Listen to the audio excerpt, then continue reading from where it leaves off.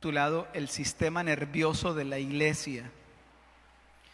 Nosotros tenemos un sistema nervioso en nuestro cuerpo y los nervios, me di a la investigación qué son los nervios en nuestro cuerpo y encontré este significado.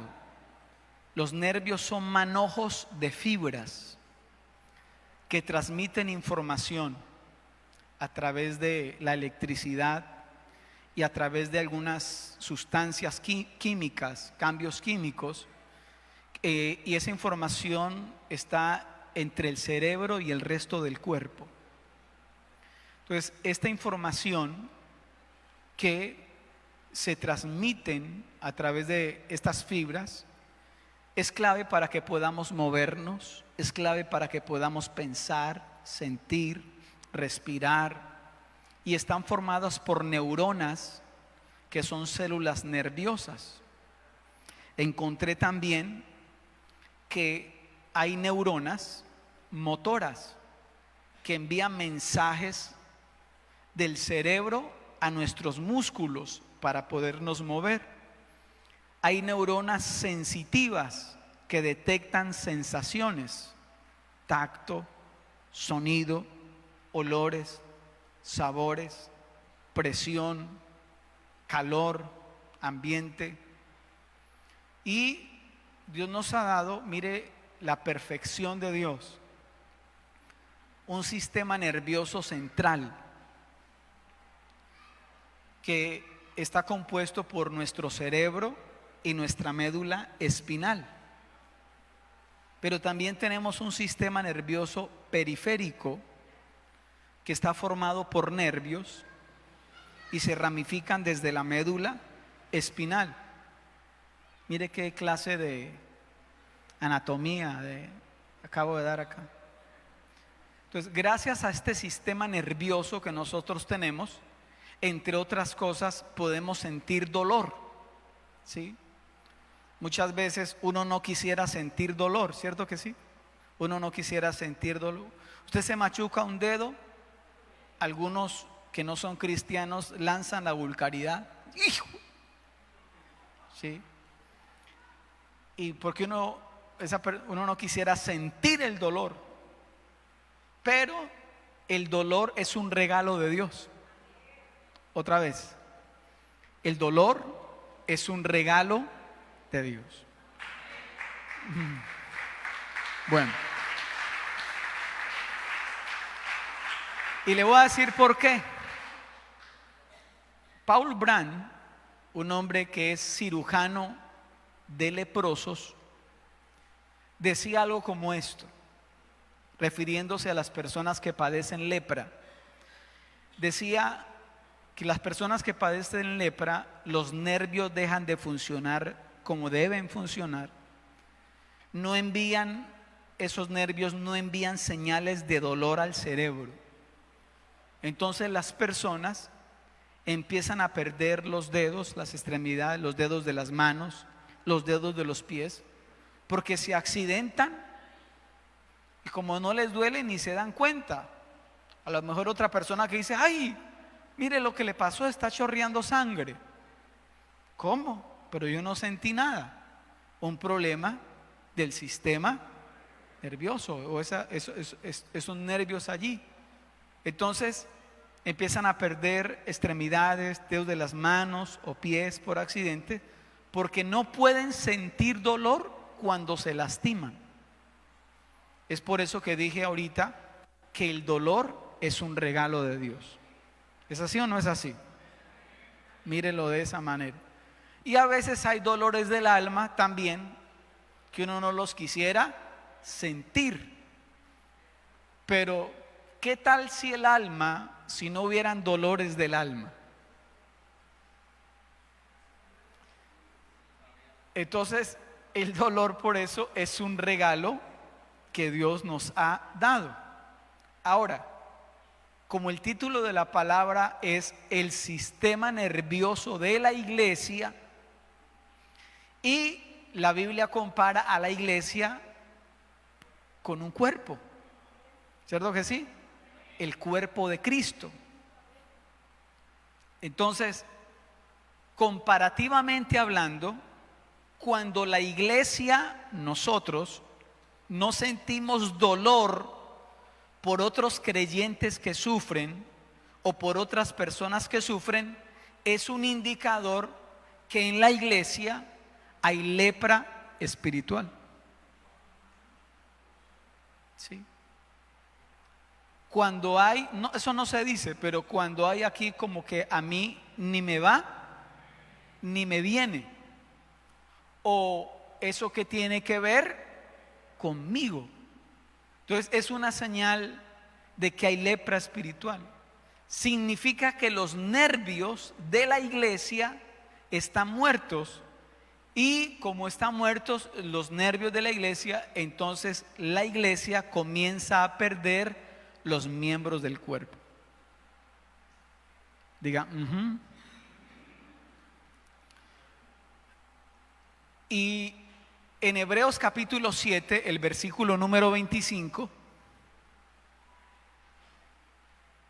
habla de Jesucristo y dice: por lo cual puede también salvar perpetuamente, o sea, por siempre, a los que por Él se acercan a Dios, viviendo siempre para interceder por ellos.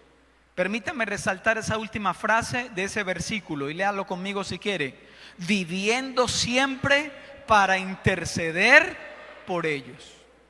Y de ahí parto a un primer punto, que es lo que le quiero hablar, porque le recuerdo que este mes, que ya está terminando febrero, estamos enfatizando la comunión. Todos los que se sepan cuál es el propósito o la visión de la Iglesia Wesleyana Catedral Rey de Reyes, a la voz de tres lo van a decir conmigo: 1, 2 y 3. Hacer de cada creyente un CADES. Y ese CADES es una sigla y significa: nuestro propósito es hacer que cada persona, y empezamos por la letra C, aprenda a vivir en comunión los unos con los otros. Dijimos que eso no es fácil. No es fácil. Solamente en un matrimonio donde hay dos ya hay problemas. Ahora, si le metemos otros 3 y aparecen otros dos hijos, ya son 4 en la familia. Entonces hay más problemas, potencialmente hablando, ¿no? Entonces, póngale cuidado a esto. Entonces, ¿qué le hace yo? Ya me perdí. Entonces, sí, entonces ahora el tema que yo quiero darles a ustedes tiene que ver con eso, con el preocuparnos los unos por los otros. Que usted deje de pensar que usted es el ombligo del mundo, que todo gira en torno a usted, y por qué a mí no, y por qué no me visitan, y por qué no esto. Y en lugar de usted pensar en usted, ¿por qué no mira qué puedo yo hacer por otros? ¿Hola? Y le voy a decir algo que usted puede hacer por otros. Y como hablamos en el versículo acerca de Jesús, que Él vive para siempre. ¿Hasta cuándo vive Jesús? Resucitó para nunca más morir. Y dice que vive para siempre para interceder por nosotros. Entonces aquí va, porque quiero hablarles acerca de la intercesión. La intercesión es el hablar ante alguien por otros. Y en este caso, un intercesor es aquel que separa entre el cielo y la tierra, de alguna manera, para clamar a Dios por el bienestar de otras personas. Entonces, la intercesión primero hace parte del ministerio sacerdotal. Por favor, dígalo conmigo, diga: la intercesión hace parte del ministerio, muy bien, sacerdotal. Una de las funciones del sacerdote es la intermediación. El sacerdote intermedia. Ahora, escuche esto. Quizá usted dice, pastor, pero yo no soy sacerdote. Pues fíjese que no, o más bien fíjese que sí. Porque Apocalipsis capítulo 1, el versículo número 6, dice la palabra de Dios, dice que Dios nos hizo, primero reyes, y segundo, ¿qué más nos hizo? Sacerdotes para Dios, su Padre, sea la gloria e imperio por los siglos de los siglos, amén. O sea, si usted le entregó su vida a Jesús, usted no solamente es un hijo de Dios, sino que Dios a usted también lo hizo un rey, las mujeres una reina, y nos hizo también, dice la Biblia, sacerdotes. ¿Hola? O sea que cuando usted viene a mí y me dice, pastor, ore por mí, que Dios a usted sí lo escucha. No. Sí, yo sé que yo oro y Dios me escucha, pero lo que voy es a esto, que ese mismo acceso que yo tengo delante de la presencia de Dios, también lo tiene usted.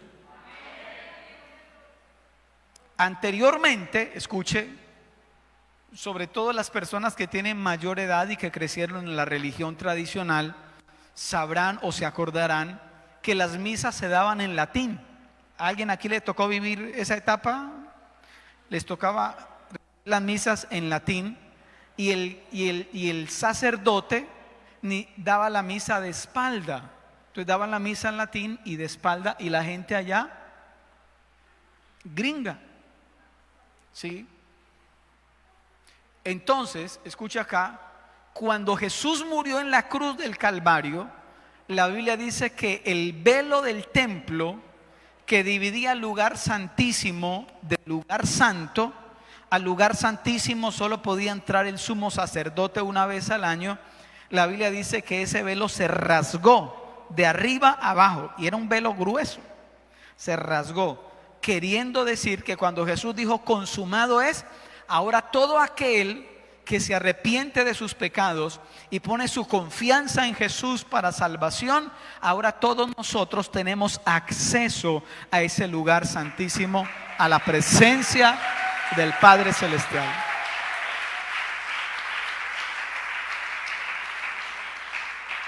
Ahora usted es un sacerdote, porque dice lo que acabamos de leer, nos hizo reyes y sacerdotes.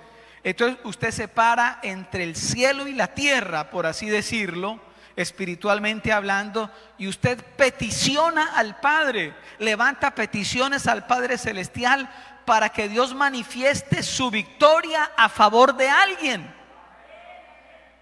No sé cuántos de aquí en este tiempo vienen orando por alguien diferente a su familia, diferente a un familiar. Porque, a ver, el orar por los hijos, eso claro, eso quienes tenemos ya conocimiento de la oración, es algo innato. Oramos por nuestros hijos. ¿Es así o no es así? Ok, pero escuche, orar por otra persona que ni es pariente mío. ¿Por qué voy a llorar por tu abandono si ni parientes somos? ¿Sí? Pero ahora que está Cristo en nuestro corazón, sí lloramos por otros que no son parientes. Y decimos, Señor, ten misericordia de esa persona y manifiesta tu victoria sobre ese alguien. ¿Sabe qué es bonito? Que la Biblia dice, y lo acabamos de leer, que es lo que Jesús hace por nosotros. Día y noche Él intercede delante del Padre por usted y por mí.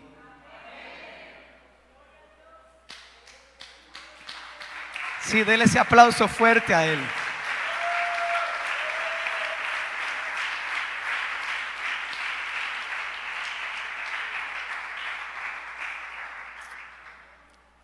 Entonces el Padre nos ve a través de la sangre de su Hijo Jesucristo. El Padre, cuando usted va en oración delante de Dios, escuche, y el Padre, y usted clama a Dios, clama al Padre, Jesús está ya intercediendo, y Jesús dice, ayúdalo, papá, porque yo también pasé por lo mismo cuando estaba en carne, cuando estaba allí en la tierra. Por eso dije primero que la intercesión hace parte del ministerio sacerdotal. Y pueden haber cristianos que esa área sacerdotal está dormida. Ni oran por ellos mismos, menos van a orar por otros.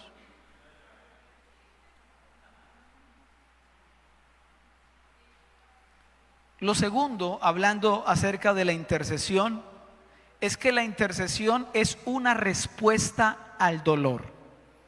¿Qué es la intercesión? Una respuesta al dolor. ¿Otra en embarazo? Una respuesta al dolor. En Gálatas capítulo 4, el versículo número 19, Pablo, hablando a la iglesia de Galacia, ¿cómo los llama? Hijitos míos. Mire tan bonito como Pablo llama a los hermanos de la iglesia de Galacia, hijitos míos, por quienes vuelvo a sufrir dolores de parto. Ah, ya entiendo la imagen. Por quienes vuelvo a sufrir dolores de parto. ¿Hasta cuándo iban esos dolores? Hasta que Cristo sea formado en vosotros. Entonces, Pablo, cuando pensaban los hermanos de la iglesia de Galacia, ¿él qué sentía? Dolor. Y él lo compara con los dolores de una mujer cuando está en el proceso de dar a luz. O sea, entonces yo me imagino que Pablo, cuando oraba por los hermanos de Galacia, lloraba: Señor, ayúdalos, que Cristo sea formado en ellos. Dicho de otra manera, que ellos se parezcan más a Jesús. ¿Hola? ¿Usted alguna vez ha orado por alguien que no es su familia y ha orado de esa manera, como con dolor, con lágrimas? Señor. Entonces, por eso digo que la intercesión es una respuesta al dolor, es un clamor. ¿Sí? Entonces, generalmente aquí en la iglesia, cuando oramos, y hermanos, vamos a orar, y eso se escucha pasito, no hay problema. Pero cuando en la Biblia usted escuche la palabra clamor, ya no es una oración suave, es casi que gritos, casi como: Señor, ayúdanos, sálvanos. ¿Hola? Entonces es un clamor o un gemido que alguien eleva al cielo a favor de otra persona. Ahora yo le voy a hacer una pregunta, iglesia, y piense por favor en lo que usted mismo se va a responder. ¿Sus patrones de oración indican que su sistema nervioso anda bien?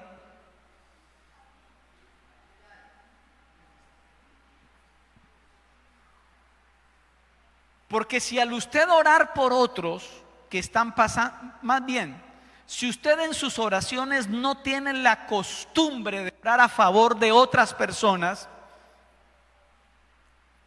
que ni parientes son, entonces significa que su sistema nervioso, espiritualmente hablando, no anda bien. O que si usted ora por otro como por descarte, pero no hay una sensación de identificarse, de compasión, algo está pasando. Hay personas aquí, nosotros en la escuela de formación, en el nivel 4, nosotros hacemos un test, donde ese test muestra, perfila cuáles son los dones que Dios nos ha dado, en los cuales somos más fuertes. Y algunos son muy fuertes en el don de la misericordia. ¿Cuántos aquí saben que tienen ese don de la misericordia? Levanten la mano. Bien. Y el significado de misericordia, del don de misericordia, es la habilidad de sentir sincera empatía y compasión en una manera que resulta en alivio práctico para las heridas, para el dolor o para el sufrimiento de otras personas. Entonces quizás alguien diga, pastor, como yo no tengo ese don de misericordia, entonces nada que ver con eso. No, el llamado es para todos porque todos somos un cuerpo en Cristo Jesús. ¿Se acuerdan de la historia de Jonás? Diga conmigo, diga, el insensible Jonás. Porque Dios le ha dicho a Jonás, váyase a predicar a Nínive este mensaje. Y el mensaje era cortico: dentro de 40 días Nínive será destruida. Voy a destruir a Nínive en 40 días. Y el Jonás no quiso ir, sino que se largó para otra parte. Y cuando iba montado en el barco, Dios dijo, papito, no es como usted quiera. Yo a usted lo llamé a algo y usted no se me escapa del llamado. Y si me toca mover el barco, le muevo el barco. Y te manda Dios tremendo invierno, tremenda, hermano, tempestad, vendaval, vientos, mareas. Todo el mundo orando. Todo el mundo orando a sus dioses, menos Jonás. Y cuando se dieron cuenta de que, hombre, hay alguien aquí que está salado.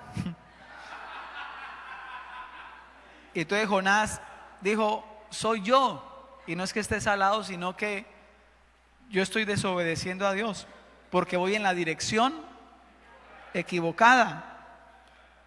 Entonces le dijeron, ore a su Dios. Y Jonás dijo, esto no es cuestión de oración, esto es cuestión de obediencia. Y yo estoy en desobediencia. Entonces, si ustedes quieren salvaguardar sus vidas, tírenme al agua. O sea, el tipo estaba hasta dispuesto a morir. Imagínense. Y entonces lo tiraron al agua. Y Dios preparó un gran pez, suponemos que es una ballena, se lo tragó, no lo masticó. Hace poco salió una noticia, ¿se acuerdan? Ah, yo sabía que iban a... Sí. Hace poco salió una noticia de un hombre que estaba en un muchacho, ¿cómo se llama? Un botecito, ¿cómo se llama? Como un kayak. Cuando de pronto sintió que quedó en la boca de una ballena. Y lo grabó, el papá lo grabó y toda la cuestión. Y la ballena como que no pudo, y entonces lo expulsó. Estuvo 3 días en el vientre del gran pez. Yo me imagino, esto es parte de mi imaginación, pero cuando esa ballena empezaba a profundizar, empezaba Jonás a sentir la presión, y los oídos a reventársele. Yo me imagino eso. Y Jonás clamando a Dios, y le dijo, Dios, un día yo te prometí que te iba a servir. Ahora sí es verdad.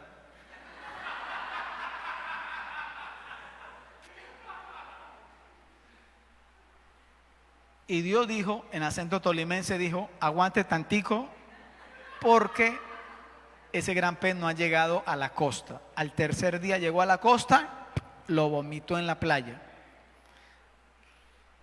Y cuando llegó, pues sí, empezó a predicar en Nínive. Dentro de 40, se consiguió un megáfono, dentro de 40 días Nínive será destruida. Y los ninivitas creyeron el mensaje, se arrepintieron de sus pecados. Y mientras eso estaba pasando entre el pueblo, ese proceso de arrepentimiento, Jonás se hizo de un butaquito por allá en un monte, porque él quería ver cómo Dios destruía a Nínive. Mire la insensibilidad de Jonás. Y pasaron los 40 días. ¿Y Dios qué? No destruyó. Ay, qué piedra la que le da a Jonás. Y le dijo, no dije que usted iba a tener misericordia de esta gente y no los iba a destruir. Porque él tenía un rollo ahí con los ninivitas, con los de Asiria. Tenía un rollo ahí en el corazón. Y para eso que era como calvito, y entonces se hizo debajo de una calabacera, una enramada. y la enramada se secó, porque Dios mandó un gusano que se comiera la calabacera. Y empieza a cesar rayo de sol a fastidiarle. Y entonces Dios le dice a Jonás: si usted tuvo lástima de la calabacera, que en el transcurso de una noche creció y en el transcurso del día se secó, ¿cómo no voy a tener yo piedad de los ninivitas? Más de 120,000 personas que habitaban allí, gente por ignorancia que no sabe conocer, no sabe distinguir entre la mano derecha y la mano izquierda. ¿Cómo no voy a tener yo compasión de ellos? ¿Cómo estaba el sistema nervioso de Jonás? Grave.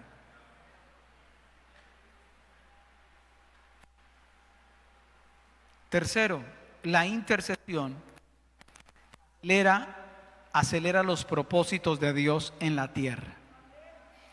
Yo pregunto y usted responde: ¿qué hace la intercesión? Acelera los propósitos de Dios en la tierra. Mire que el apóstol Pablo, quien se cree escribió Hebreos, dice, Hebreos capítulo 13, el versículo número 18, dice: orad por nosotros. ¿Sí ve? Intercesión. Pues confiamos en que tenemos buena conciencia, deseando conducirnos bien en todo. Y más os ruego que lo hagáis así. ¿Para qué? Para que yo sea restituido pronto. Otra versión dice: para que yo pueda ir pronto a visitarlos. Entonces Pablo, ojo acá, relaciona el ir pronto, el poder llegar pronto a visitarlos, con la oración que ellos hagan por él. ¿Hola? Así es. En Efesios capítulo 6, el verso número 19, dice el apóstol Pablo, ahora a la iglesia de Éfeso, dice: oren por mí, a fin de que al abrir mi boca me sea dada palabra para dar a conocer con valentía o con denuedo el misterio del evangelio. Y dice el verso siguiente: por el cual soy embajador en cadenas, que con valentía hable de Jesús como debo hablar. Pero le dice a la iglesia de Éfeso: oren por mí. ¿Quién iba a creer uno que el apóstol Pablo iba a necesitar de nuestras oraciones? Si es que era don apóstol Pablo. Pero Pablo, que conocía los misterios de la oración y de la intercesión, le pide a la iglesia: oren por mí. ¿Hola? ¿Cuántos hicieron el devocional ayer de nuestro pan diario?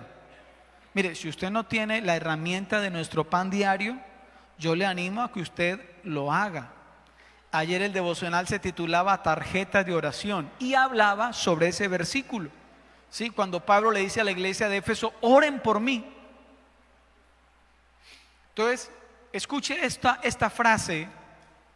No recuerdo el autor en este momento, pero es el autor de Libros Secretos del Lugar Secreto, que dice esto, ojo a esto: cuando la maldad o el juicio divino amenaza, podemos bloquear la maldad o posponer la llegada del juicio con nuestras oraciones. Y cuando el bien parece tardar, podemos acelerar su llegada con nuestras oraciones. Ahora hablemos del apóstol Pedro, que estaba en la cárcel. Y la Biblia dice en el libro de Hechos que la iglesia sin parar oraba por Pedro. Y Dios envió un ángel, lo despertó. Cuando lo despertó, las cadenas se cayeron, los guardas quedaron dormidos. El ángel abrió por el poder de Dios todas las puertas de la cárcel hasta quedar afuera en la calle. Y cuando llegó y tocó allá donde estaban los hermanos reunidos orando, los hermanos no podían creer. Entonces, ¿para qué oraban? Ay, no lo puedo creer. ¿Para qué oraban? ¿Sí? Pero, escuche, hubo una oración que rompió cadenas o soltó cadenas, y una oración que abrió puertas. ¿Aló? Entonces, si usted quiere ver los propósitos de Dios acelerados a su favor o a favor de otros, a favor de Colombia, a favor de Flandes, de Girardot Ricaurte, intercesión.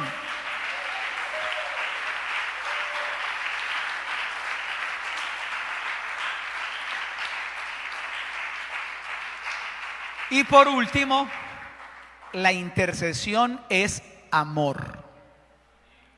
¿Qué es la intercesión? Amor. Escuche esto que quiero decirle, iglesia. Una de las maneras más profundas en las que usted puede amar a alguien es orando por ese alguien. ¿Por qué? Porque cuando usted está orando por otra persona, usted está uniendo su corazón con el corazón de aquella persona por la cual usted ora.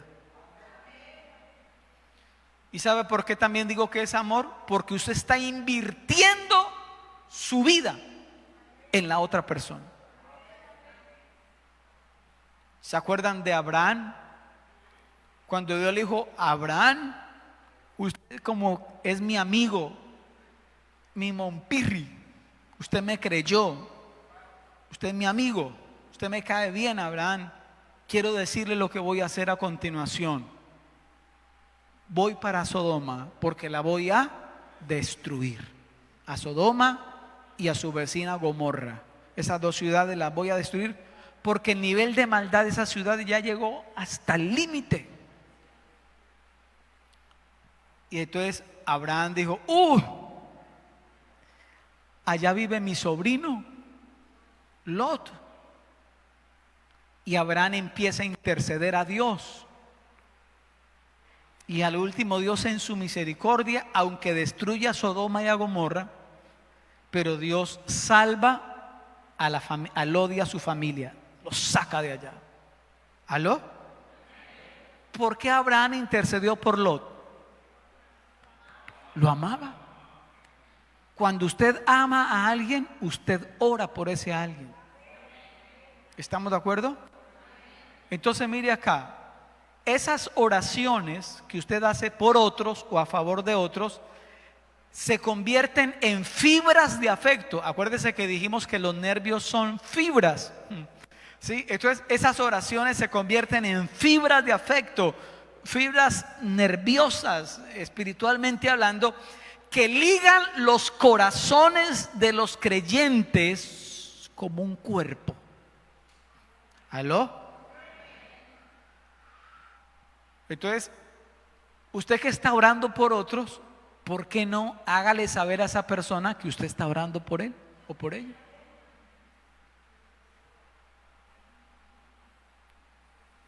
Hay muchachos que cuando les gusta una muchacha, la forma evangélica de declararse es que le dice: sierva, estoy orando por ti. Pero no se trata de eso.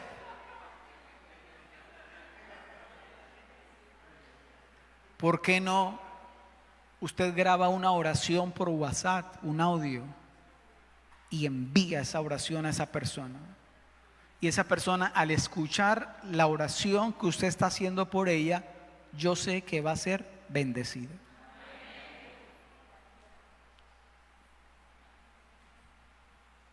¿Para qué? Para que esa persona sepa que hay alguien que lo está escoltando en oración. Entonces, iglesia amada,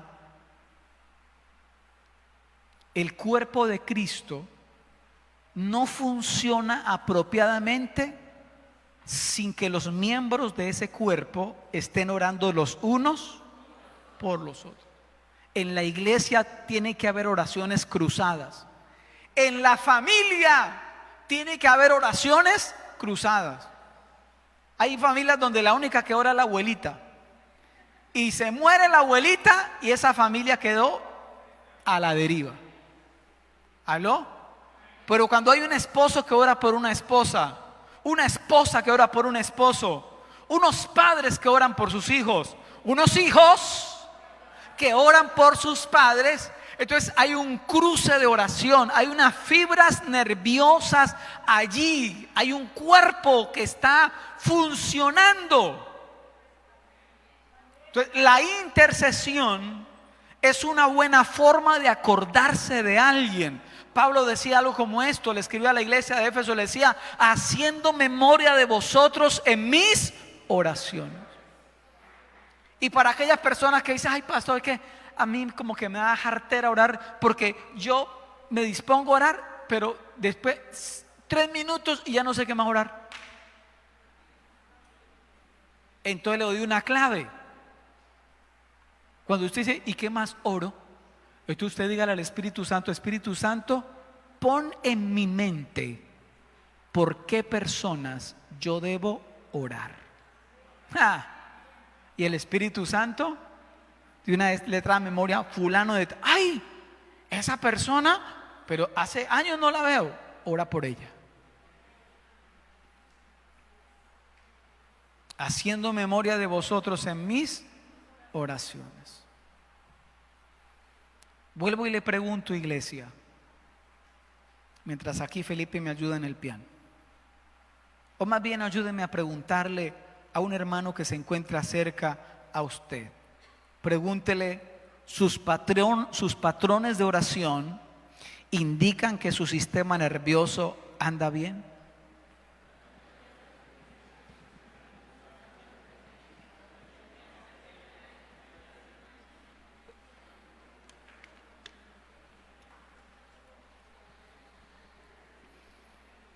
Si la Biblia nos llama a la comunión, parte de la comunión es el orar los unos por los otros.